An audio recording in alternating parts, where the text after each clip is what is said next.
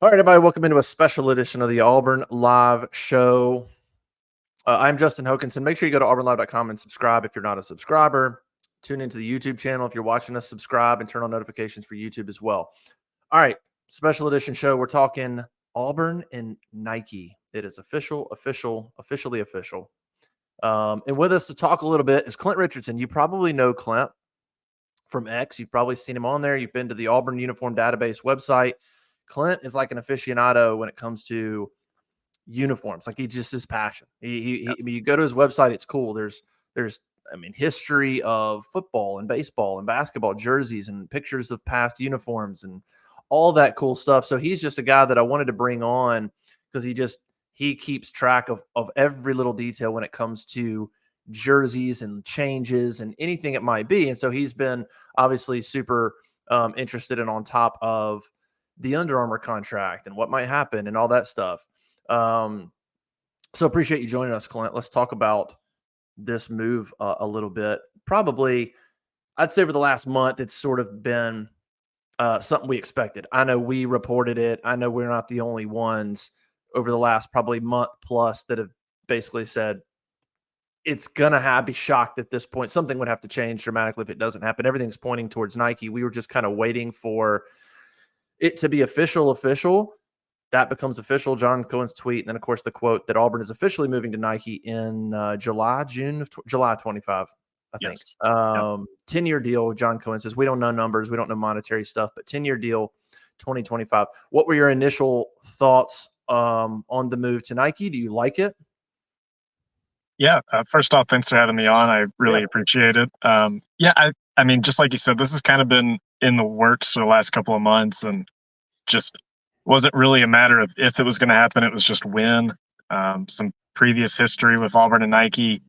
In 1995, they almost had the deal. It was a handshake deal, but it fell through at the last minute, and Auburn stuck with Russell for a couple more years. But I think it's a good move. I think it puts Auburn where they need to be. The Under Armour deal had kind of soured on a lot of people, especially with the stock options portion of the payment.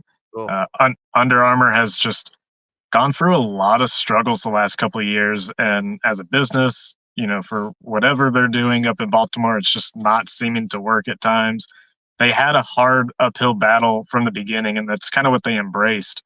But you see just some more struggles, the financials, the endorsements, the quality, just, here and there, it's good one day, it's bad the next day. And it's hard to break into such a strong brand loyalty world that is what Nike and Adidas and a couple of other brands have. Yeah, I wish this could have happened a decade ago. But better late than never. I wrote a little bit about Adidas, just a quick blurb when I wrote the initial story, and that I think Adidas was under consideration, but I wrote that I don't think they were ever a serious threat to happen. I was told, gosh, a couple of months ago at least, that like Adidas is probably not going to happen for a lot of reasons. One of which being just a cultural fit. Like, Adidas doesn't have, like, Auburn fans and Adidas just don't really have, there's not a good mesh there. So I know people have asked me, like, have asked about Adidas and stuff, and I'm sure they had discussions. John Cohen obviously has a history with Adidas, but that was never really something I think that was under heavy consideration. I don't think that would have worked for Auburn fans. So this thing starts in 2025, which is pretty much when it has to start. Let's talk about timeline a little bit. One of the things I thought about was, I wondered if Auburn potentially could have gotten out of the Under Armour contract early. But even if they did, I'm not sure how that would have worked because it takes time. It's not like tomorrow they got Nike jerseys. So all that stuff takes time. So probably not realistic to get out of that early because you can't just flip a switch, and it takes time for Nike to ramp up making uniforms and stuff. I think from what I understood, it was important for Auburn to handle this whole thing right, because they're still going to have a year with Under Armour, and they still got to get stuff from Under Armour and make sure that that relationship is good until the end. And so I think how Auburn did it was sort of important. From a, like, you mentioned quality and stuff. What are maybe some things that stood out to you over the years about Under Armour jerseys, shoes, whatever, that you heard or you think added to kind of teams maybe ready to move on? I remember back when they started, there were tons of complaints about cleats and that Under Armour was not ready to make shoes and cleats. Obviously, it's been a long time, so I would assume they got better in that regard. And there were also, I was going to look up a picture. Didn't they have New Balance cleats for a minute? I don't recall if Auburn did. It's possible, but Maybe I'm even looking at it. before Under Armour took over in 2005, 2006, Auburn had been wearing Nike cleats previously. Yeah. So there might have been that buffer period where they were in New Balance. That wouldn't be surprising. But what are some things that you sort of saw over the years in terms of a quality sort of standpoint that you think Nike does better? Yeah, I mean, it's from the uniforms to the apparel and everything in between. Just a lot of people weren't fans of the t-shirts or the designs, which the design's going to come and go, and people are going to have those same gripes regardless of who the manufacturer is. But I've heard a lot of athletes complain about the cleats, like you mentioned. A lot of injuries that have come from cleat potentials, and just stuff like that. When a lot of people try to rope all of everything into just one bucket. The designs of Under Armour uniforms have not been the best. When you look at Maryland and their Maryland flag uniforms, or the old Wounded Warrior red, white, and blue tethered flag uniforms, they design and quality and all these different industries are different aspects of the company, but people just group them together. And when you start to sour on one aspect of it, people quickly soured on the entire company, and it was again just it was a difficult uphill battle regardless of what was going to happen. Yeah. Um, what are you most excited about from obviously from a fan perspective and also somebody that keeps up with this? What are you most excited about in terms of going with Nike? Do you think that this increases the chances of alternate uniforms in obviously you think about football, basketball, but other sports? Is it potentially Jordans? Auburn having access to wearing some Jordans? Is it what is it? What are some things that you are really really excited about that you think will be big changes that fans will be pumped about? I mean, honestly, for me, it's going to be all the details of the uniforms and all the templates that are going to change. I've got to start ramping up producing these new mock-up templates and getting those ready.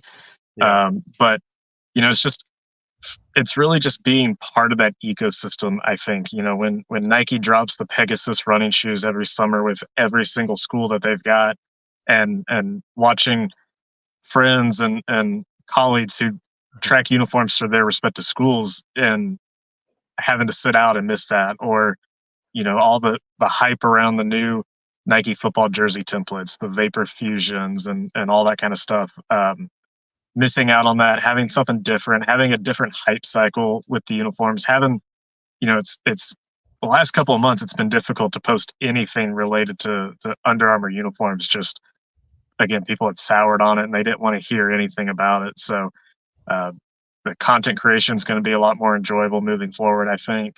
But yeah, I mean, I'm excited to see what new retail items come out, what new designs Auburn and Nike are able to come out with, and a lot of people are understandably worried about becoming another Oregon type team with alternates every single week. And I just have to remind people that like anything that ends up on the court or on the field or on the diamond is ultimately chosen by Auburn. Auburn has to sign off on most of those items. So, you're not going to see any changes with the football uniform design wise.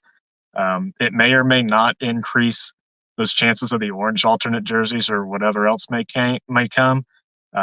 It's there's I know for a fact that Under Armour has pushed alternate uniforms at times, but it's stakeholders at Auburn that have refused to do it. So yeah. it depends on who wants to fight it, who wants to let it in, and whatever happens behind those closed doors. Yeah, I think that'll be interesting to see if there's little tweaks that can be made. One of the things that I saw that you commented on and I've thought about as well is like where Auburn fell in terms of being valued by Under Armour, right? Because like Maryland is the hometown school, but then a few years ago they went out and got Notre Dame and they got South Carolina and I don't know who else Under Armour had, and then they've added some schools and then they've dropped them within that. But obviously when they added Notre Dame, that was a bigger monetary deal than Auburn's, and so there for a minute, I remember a few years ago thinking like why isn't Auburn sort of the flagship for Under Armour? It didn't always feel like that, but I know throughout this process, Under Armour didn't want to lose Auburn. I know Right. Kevin Plank was here multiple times, trying to save this thing. How did you sort of view where Auburn was valued, or how Auburn was valued by Under Armour? And any do you think any of that played a part in this? Do you think there was any part of John Cohen and Auburn that thought we're not valued like we should?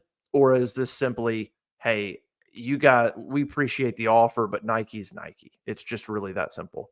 Yeah, I think it's a little bit of both, honestly. When Auburn re-signed with Under Armour in 2015 and had, a huge monetary deal with them, it landed at number two because Notre Dame was still number one, and it's hard to fight Notre Dame.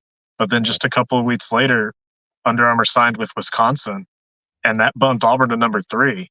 And I think if you look at those schools and where Auburn fell, and orange and blue glasses on that I wear all the time, like Auburn's not a number three school, and especially with a small pool like Under Armour has, like Auburn should have been the flagship school, like you said, or at least number two behind Notre Dame. Even if you look at old, that 2015 contract, Under Armour was required to run Auburn in X amount of national advertisements that I can't recall ever seeing. And, I don't know if Auburn dropped the ball or if Under Armour dropped the ball or, where it happened in that contract, but there were a lot of things that just didn't work out. And, I had always told people like, when you step back and just look at, you know, the contract negotiations and stuff like that, like Auburn has a chance to be one of the top two or three schools under Under Armour, or they could be another fish in the sea with Nike. And we don't have the numbers yet. We don't know how that relationship's going to move forward with this, but you know, there's 90% of college athletics wears Nike, and it's a much larger pool. It's going to be much tougher to get that one-on-one relationship. I had heard that the equipment guys really liked Under Armour just because they were able to pick up the phone and call them and get things fixed if necessary. So it's going to be a big transition for a lot of people in and outside of the athletic department. Yeah, those are good points. I think the other interesting thing about sort of the deal is obviously fans will like it, and then you start thinking about on the field. Obviously, having a swoosh isn't going to help you make a pass or hit a jump shot. I think you immediately go to recruiting. Does Nike help you recruit any better? My own perspective on that is I think a decade ago would have been fantastic for basketball. It doesn't have the same impact as it does now. It helps, but with NIL and the transfer portal, that has that's even some of that out. And so, it'll definitely help. You've got players now, you've got Nike specifically that's now signing players in high school for short-term deals. And then of course, when they go to college, they can do it, they can do what they want, but they're for maybe their senior year or maybe junior, senior year, you've got players that are Nike athletes. Doesn't mean they're going to stay a Nike athlete in college, but it certainly increases the chances. So it will help. NIL and portal, though, sort of even some of that out. Football, I think it marginally helps. I think Hugh Freeze said he's never really experienced the apparel being some major factor. Obviously, Nike has brand credibility and street credibility and all that. And so, I think if having Nike jerseys and Nike stuff, that's probably cooler to most prospects than Under Armour. It's not going to be the end all be all, but it's a checkbox it's something you can check to make sure that you're on par with Alabama, Georgia, Clemson, so on, LSU, whatever, that you couldn't before. But I think the recruiting aspect is marginal. Impactful in basketball, definitely, but not the end of the world, but definitely impactful there. What do you have a sort of a take or any thoughts on a kind of, it's kind of a little bit outside of your range, but I am curious sort of what you think about how kids view Nike versus Under Armour, like what you've seen. Yeah, well, I'll definitely defer to you on the recruiting aspect of it, but my talking point since the beginning has been, it may help a little bit, like you said, but if a if a kid is only going to choose his school based off of the uniform that the team wears, it's probably not a kid you want at your school anyways. If I've got a student who is coming in to recruit and they're asking me about the uniforms, it's just a plus or a minus, but I want that kid and that family to ask about the coaches and the facilities and who's going to help them succeed on and off the court or off the field and in the classroom. I don't want the uniforms to be a top discussion point. It's nice to have the dress up and the swag, if that's what you want to call it, but it, it's it's marginal at best, I feel like. But again, you're the recruiting expert here, so I'll defer back to what you said. Yeah, yeah, I think it helps in basketball, certainly, even to the playing field a little bit. But I think what changes is, with the portal, the days of going in basketball specifically, the days of going and having a 5-person class is kind of done. Kentucky's sort of, we'll see now that if Calipari goes to Arkansas, obviously it looks like he is. They still love to do the one and done and get these pro players, but it's just Bruce and that staff's not going to do that anymore. You're not going to have a class of 4 high schoolers, maybe 2, maybe 3, but more like 2. And so you're not going to play in the AAU arena as much. You're going to go try to get a player or 2, but you don't need as many where you're having to dip into those teams that are AAU teams run by Adidas or Nike or whoever. You're going to get 1 or 2, and then you're going to go to the portal. And once they're in the portal, there's no Nike or Adidas or Under Armour loyalty. I mean, a kid in the Right, portal is like, are you going to give me 25 minutes a game, 30 minutes a game, and what's my NIL? That's what they care about. right, So you can recruit and land players out of the portal. You can do that less in high school. And if you're doing that less in high school, then you're dealing with AAU teams less. And if you're dealing with AAU teams less, then you're dealing with shoe companies less. Football, I think it's just a cool factor, right. having the Nike swoosh or whatever, having the Nike in the facilities, maybe some cool things, whatever like that. And so I do think all the coaches are happy. From what I understand, that was definitely a preference, certainly of Hugh Freeze, certainly of Bruce Pearl. And I think most coaches were good with making the switch. I'm curious to hear from a monetary standpoint, sort of what the deal looks like. I know that you sort of track some of that and track the numbers. I'm curious sort of what that looks like. I I don't know for sure. I'd been told that Under Armour had definitely offered more cash than Nike. Nike came up and I think made it competitive enough where you thought, okay, Nike's not offering quite as much cash, but combined with the Nike brand, combined with the fans that are just going to love Nike stuff and eat it up, then this works for us.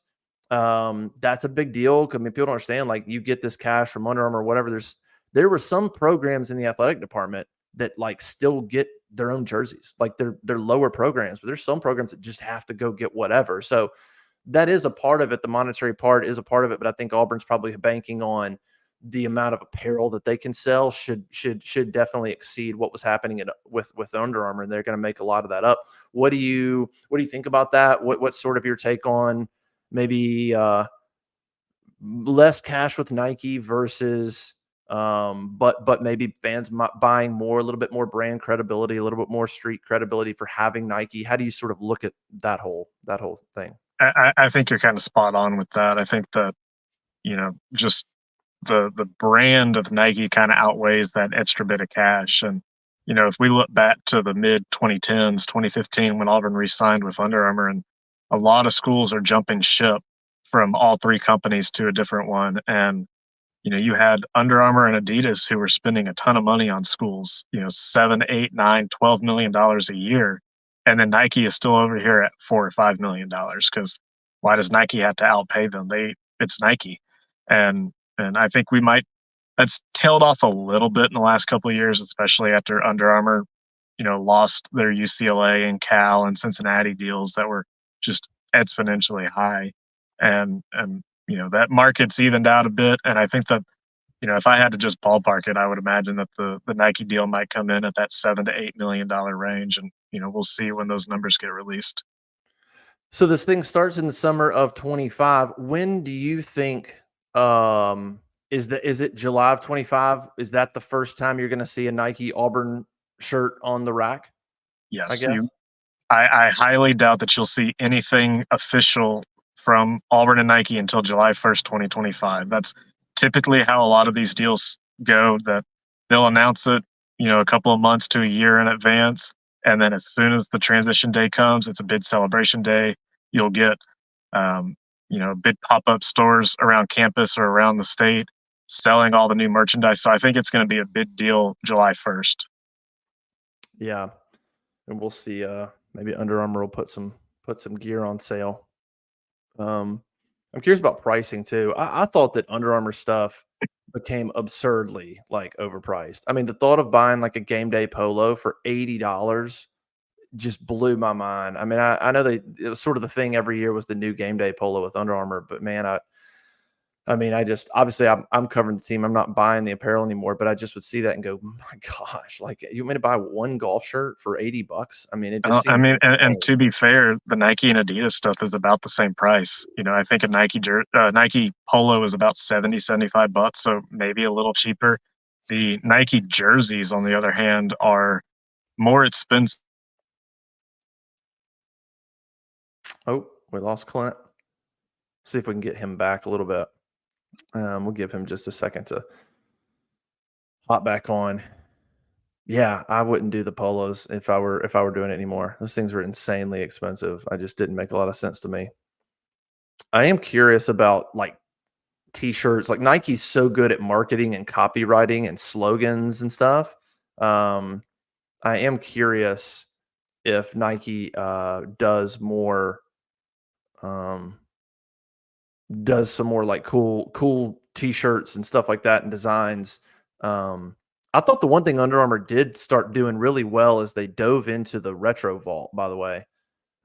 Getting the licensing and getting access to all the old school logos. It's probably the best thing Under Armour did over the last 2, 3, 4 years was start to pump out t-shirts and hoodies and hats using retro logos. Like Auburn fans eat that up. That's probably the best thing they did.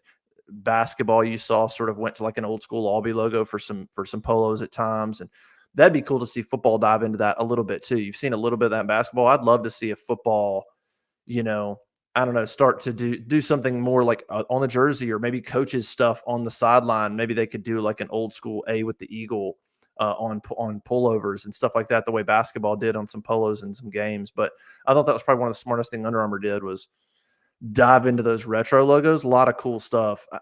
Nike obviously would be crazy to not keep that going. The other thing I'm curious about, and maybe we'll just end it. I'm not sure if we'll get Clint back, but appreciate him joining us.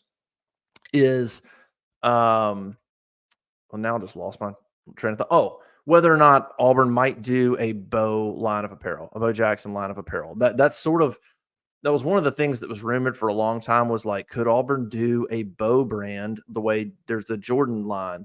And I don't know the realistic there he is. I don't know. Clint, I'm sitting here talking about, and we can end on this. I was talking about one, I was saying, hey, how Under Armour, one of the good things they did was dive into those retro logos and stuff and the way they designed something. That was smart. Auburn fans eat that up. Hopefully Nike continues to produce stuff with retro logos. That's just printing money. Absolutely. But then the other thing was, and maybe can they, football sideline, like basketball, put that all be on there. Hopefully Nike will do some football polos and pullovers and stuff that maybe have the A with the eagle, or like it'd be cool to see some of the retro stuff on some football coaches.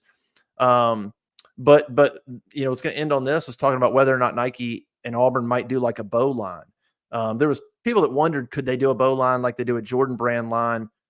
Probably not. I mean, it would be so specific to Auburn. Like Jordan's a different thing. I don't really know how that would have worked, but I do think it'd be cool if they could do a bow, and maybe even Charles. Like, could you do a limited time run of shirts or shoes or something next summer to like hype up?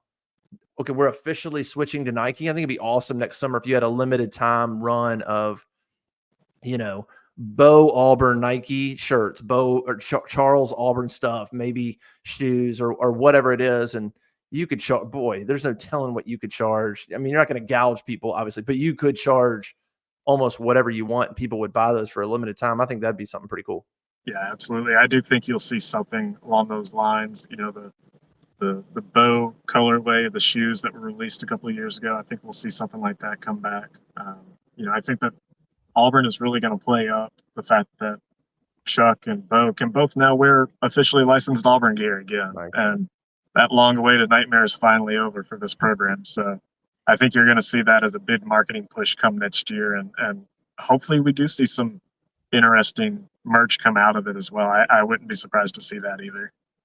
And shout out Tim Cook. I wrote about this over a month ago, but from talking to people, Tim Cook was absolutely instrumental. You know, of course, he's Apple CEO, but he's on the board at Nike. And he made sure that Auburn and Nike like had the meetings and the opportunities and the transparency to get something done, you know, and it's not like he was, I mean, he was certainly wanted Auburn to jump on board, but he obviously played a big part in making sure that there was never any miscommunication. They were always on the same page. Meetings happened when they needed to happen.